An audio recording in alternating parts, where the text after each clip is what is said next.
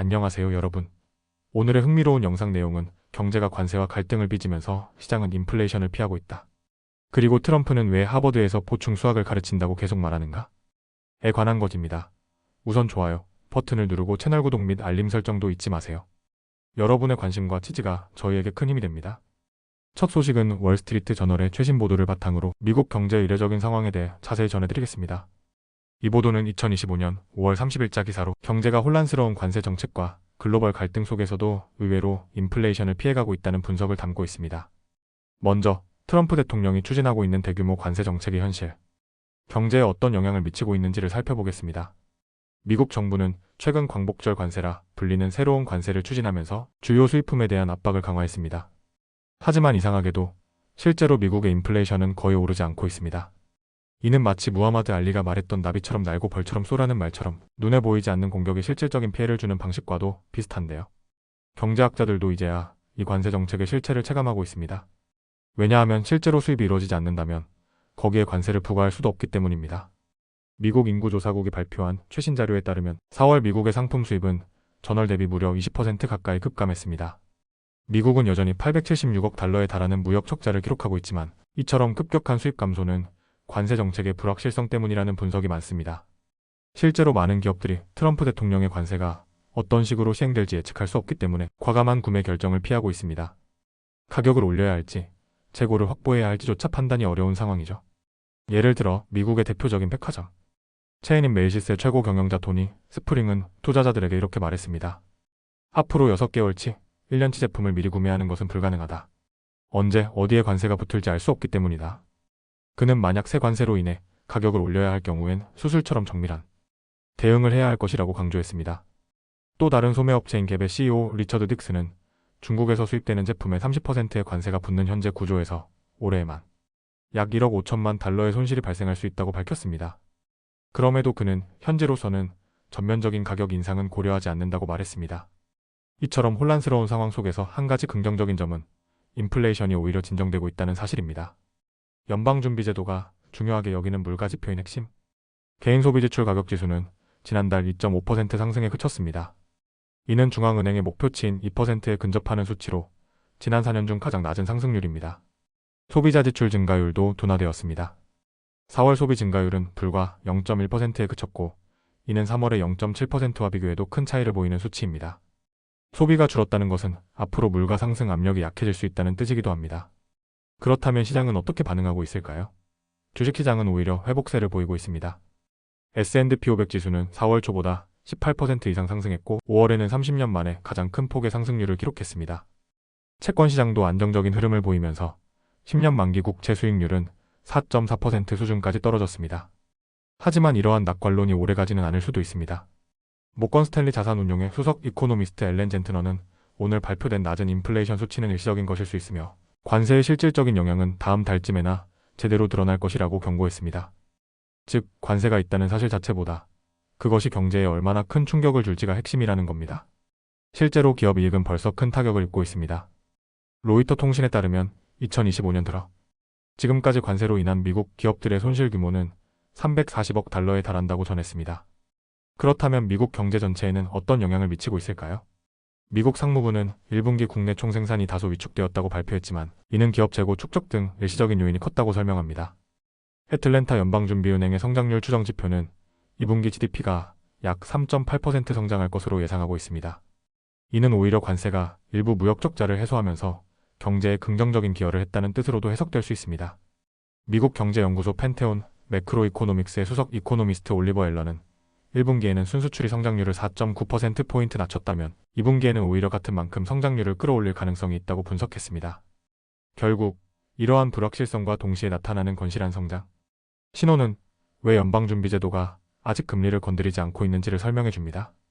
댈러스 연방준비은행의 총재 로리 로건은 지금의 물가 둔화와 안정적인 고용시장을 고려하면 현재의 통화정책은 매우 적절한 상태라며 금리 조정에는 신중할 필요가 있다고 밝혔습니다. 그녀는 경제 위험 균형이 어느 쪽으로 이동하고 있는지를 판단하는 데는 시간이 더 필요하다고 말했습니다. 정리하자면 지금의 미국 경제는 마치 전성기의 무하마드 알리처럼 움직이고 있습니다. 공격을 피하고 정확한 타이밍에 대응하며 시장과 정부 모두가 상대의 움직임을 예측하기 어려운 복싱 경기와 같은 국면입니다.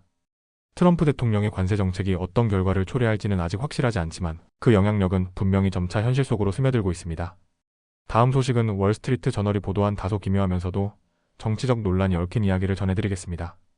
내용은 바로 하버드 대학교가 중학교 수준의 보충 수학을 가르친다는 주장이 어떻게 미국 정치의 한복판까지 번졌는가에 대한 이야기입니다. 이 보도는 2025년 5월 31일자 기사로 언뜻 들으면 허무맹랑해 보일 수 있는 이야기가 어떻게 트럼프 대통령과 백악관, 고위 당국자들까지 움직이게 했는지를 보여주고 있습니다. 이야기의 시작은 단순합니다. 작년 가을 하버드는 기존의 인문 미적분 수업을 좀 더 다듬어 새롭게 개편했습니다. 주 4일 수업이던 기존 강좌를 주 5일 수업으로 늘리고 대수학 실력 복습을 위한 시간을 추가했죠.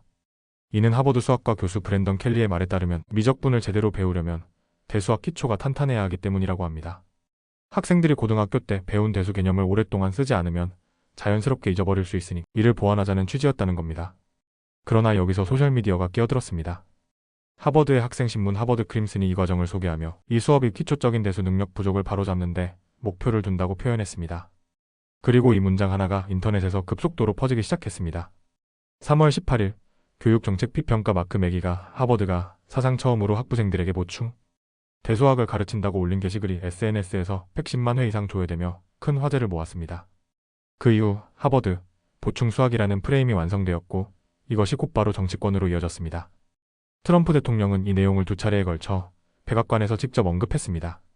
5월 23일 브리핑에서는 2 더하기 2도 못하는 학생이 하버드에 들어가는 걸 본 적 있냐며 비꼬았고 4월에는 교육 관련 행정명령 서명식에서도 기초적인 수학조차 못하는 학생들을 대학에서 가르치고 있다는 이야기를 들었다고 밝혔습니다. 이후 백악관 내부에서는 본격적으로 하버드와의 관계를 재검토하는 움직임이 이어졌습니다. 교육부 장관 린다 맥마흔은 하버드에 보낸 공식 서한에서 이제부터 연방 보조금을 더 이상 신청하지 말라고 통보했으며 서한 내용에는 하버드가 학생들에게 중학교 수학을 가르치고 있다는 표현도 포함되어 있었습니다. 이뿐만이 아닙니다. 연방조달청 책임자인 조시 그룬바움 역시 연방기관들의 하버드와 맺고 있는 계약을 전면 검토하고 취소를 고려하라고 지시했습니다. 그는 하버드는 입학 절차 개혁에 전혀 의지를 보이지 않고 있으며 그 결과로 보충 수학을 도입해야 하는 수준에 이르렀다고 주장했습니다. 그렇다면 정말로 하버드가 중학교 수학을 가르치는 걸까요? 정답은 전혀 아니다입니다. 하버드 인문 수학 담당 교수인 브랜던 켈리는 현재 우리가 개설한 과정은 여전히 대학 수준의 미적분 수업이라고 강조합니다. 추가로 들어간 복습 시간은 고등학교 수학을 상기시키기 위한 보조일 뿐 그 자체가 수업의 핵심은 아니며 실제로 이 수업을 듣는 학생 수는 20명 정도밖에 되지 않고 모든 학생은 표준 미적분 시험을 통과해야 한다고 설명합니다. 게다가 하버드 입학생들의 수학 실력은 오히려 미국 내 최상위권입니다. 입학생들의 SAT 수학 점수 중간값은 750점을 넘으며 이는 전국 상위 5%에 해당합니다. 거기에 대부분의 학생들은 고등학교 4년 동안 수학을 충실히 이수한 이력도 갖고 있죠. 즉, 트럼프 대통령과 백악관 참모진이 지적하는 수학을 못하는 학생들이라는 프레임은 사실관계와는 동떨어져 있으며 일부 SNS 게시물이나 오해의 소지가 있는 기사 문장을 곡해한 결과라는 지적이 나옵니다. 이 논란의 근저에는 또 하나의 정치적 이슈가 깔려 있습니다. 바로 입시제도 개혁과 차별 철폐 조치 금지 판결입니다. 2023년 미국 대법원은 대입 과정에서의 인종 고려를 금지하는 판결을 내렸고 이에 따라 보수 진영에서는 하버드를 포함한 명문 대학들이 이 판결을 회피하려는 방식으로 입시 기준을 완화하고 있다고 주장해왔습니다. 이와 맞물려 하버드가 낮은 기준으로 학생을 뽑고 있다는 비판이 더욱 증폭된 것으로 분석됩니다. 이 모든 논란의 시발점이 된 SNS 게시글을 올린 마크 매기 역시 무엇이 바이럴될지는 내가 선택할 수 없다는 말로 예상치 못한 파급력의 당혹감을 내비쳤습니다. 하지만 그는 팬데믹 시기에 교육 격차가 생긴 건 사실이라며 지금의 대학 신입생 중 일부가 과거보다 수학 기초가 약해졌을 수 있다는 점도 인정했습니다. 2024년 입학생들이 팬데믹 당시 중학교를 다니고 있었던 점을 감안하면 그 영향을 완전히 부정하기도 어렵습니다. 결론적으로 지금 벌어지고 있는 하버드 보충 수학 논란은 실제 수업 내용을 둘러싼 오해, 정치적 의도, 그리고 SNS상의 단편적 정보가 뒤엉켜 만들어낸 일종의 정치 드라마라 할 수 있습니다. 우리가 이 사건을 통해 기억해야 할 것은 단순합니다. 팩트와 해석, 그리고 정치적 메시지는 종종 서로 다른 길을 걷는다는 것. 특히 교육처럼 중요한 문제일수록 근거 없는 주장보다는 정확한 사실 확인이 무엇보다 중요하다는 점입니다. 오늘은 여기까지입니다. 다음 영상에서 더 유익하고 흥미로운 내용으로 찾아뵙겠습니다. 이 영상은 투자 의견이 아닙니다. 매우 감사합니다.